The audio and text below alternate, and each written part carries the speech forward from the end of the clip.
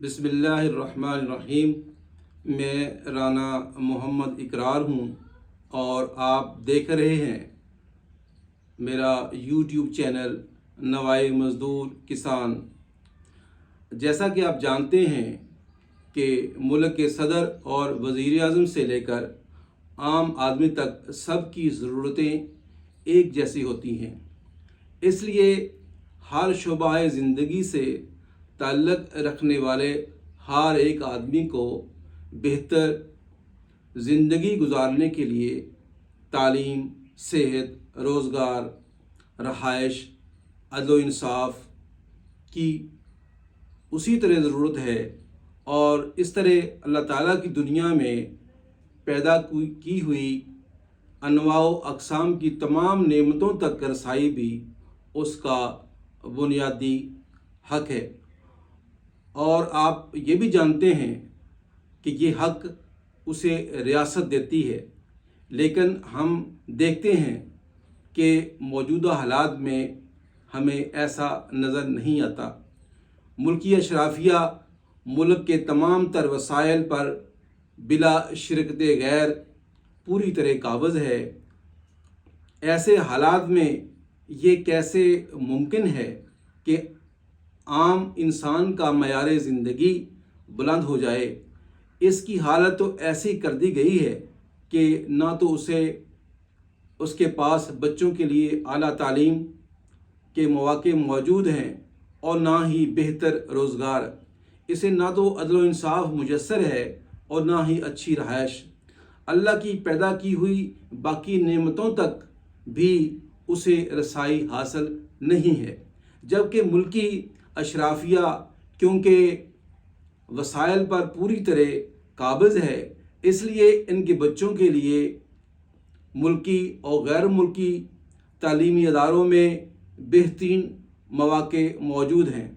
उन्हीं के बच्चे नस्ल दर नस्ल आला तालीम हासिल करके मुल्की अदारों पर मुकम्मल अजारादारी हासिल किए हुए हैं। उन्हीं के पास अरबों रुपए और खरबों की मुल्की और गैर मुल्की जायदादें और बैंक बैलेंस मौजूद हैं। वही जागीरदार, सरमायादार, सनतकार, सियासतदान, ब्यूरोक्रेट हैं। उन्हीं के बच्चे सियासतदान बनते हैं और इसलिए कि मुल्की सियासत आम आदमी के बस की बात नहीं है। भले इसके पास जितनी मर्ज़ी तालीमी सलाहियतें मौजूद हों, वो जितना मर्ज़ी तजर्बाकार, दयानतदार, ईमानदार, फर्शनास, मुहिब वतन हो, वो कुछ भी करने का जज्बा भी रखता हो, लेकिन उसके पास चूँकि करोड़ों रुपए और अरबों रुपए की जायदादें और बैंक बैलेंस नहीं है, इसलिए वो मुल्की सियासत में आने का तसव्वुर भी नहीं कर सकता। जब ऐसे हालात हों तो मुल्की हालात आम आदमी के लिए कैसे साजगार हो सकते हैं? जब असम्बलियों में मज़दूर की नुमाइंदगी करने वाला सनतकार और सरमायादार होगा, किसान और हारी की नुमाइंदगी करने वाला जागीरदार होगा, तो ऐसे हालात में एक मज़दूर, सरकारी गैर सरकारी मुलाजम, एक किसान और हारी और दिहाड़ीदार तबके की हालत कैसे बदल सकती है?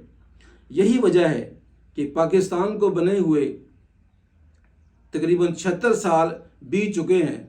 पाकिस्तान में हर किस्म की हुकूमतें आईं, बहुत से तजर्बे कर लिए, लेकिन आम आदमी की ज़िंदगी गुजारते वक्त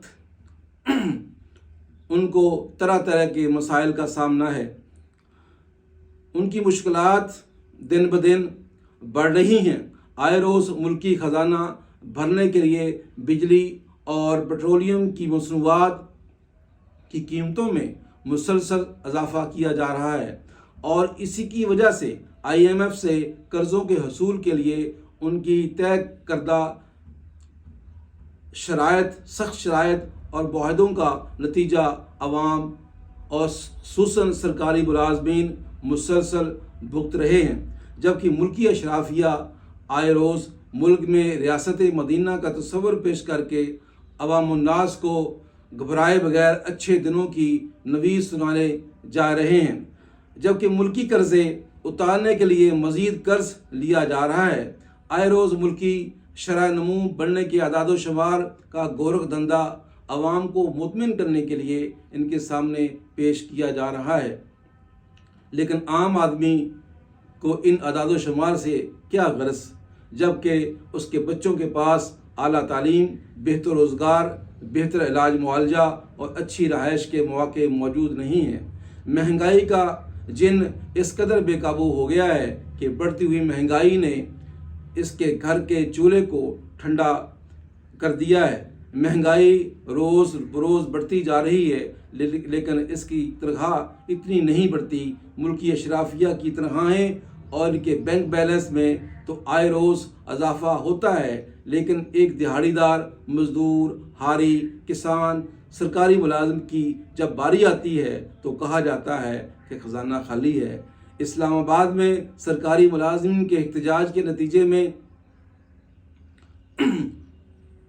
وفاقی سرکاری اداروں کے ملازمین کی تنخواہ میں 30 سے 35% اضافے کا اعلان کیا گیا ہے، لیکن اس اعلان کردہ نوٹیفیکیشن پر صوبوں میں خاص طور پر عمل درآمد نہیں کیا جا رہا۔ صوبہ پنجاب میں 30 سے 35% پر عمل درآمد کرنے کی بجائے صرف اور صرف 30% دیا جا رہا ہے، اور وہ بھی انیشل سٹیج پر۔ اسی طرح جو سرکاری ملازمین پینشنر جو ہیں ان کے 17.5% جو ان کی پینشن ہے ان میں بھی کٹوتی کر دی گئی ہے۔ اسی طرح سرکاری ملازمین جب ریٹائر ہوتے ہیں تو ان کی لیو انکیشمنٹ پر بھی کٹ لگا دیا گیا ہے، اور اسی طرح جو ملازمین ہیں ان کی جو پینشن ہے اس کو بھی کم کیا جا رہا ہے۔ اسی طرح ہمارے ملک میں اسی طرح کا نظام رائج ہے۔ جب تک ملک میں یکساں نصاب تعلیم نہیں ہوگا تب تک طبقاتی تقسیم بڑھتی چلی جائے گی۔ English medium, Urdu medium school, A level, O level ملک میں اور کتنے لیول بنیں گے۔ ہمارے معاشرے میں پہلے ہی بہت زیادہ تقسیم ہو گئی ہے، برادری ازم کی بنیاد پر، امیر غریب کی بنیاد پر، صوبوں اور علاقوں کی بنیاد پر، زبان اور کلچر کی بنیاد پر، فرقہ واریت کی بنیاد پر، بیوروکریٹ اور ماتحت کی بنیاد پر، صنعت کار، سرمایہ دار اور مزدور کی بنیاد پر، جاگیردار کسان اور حاریوں کی بنیاد پر یہ معاشرتی، سماجی، انتظامی، مذہبی منافت ہمارے لیے نئے شگون نہیں ہے۔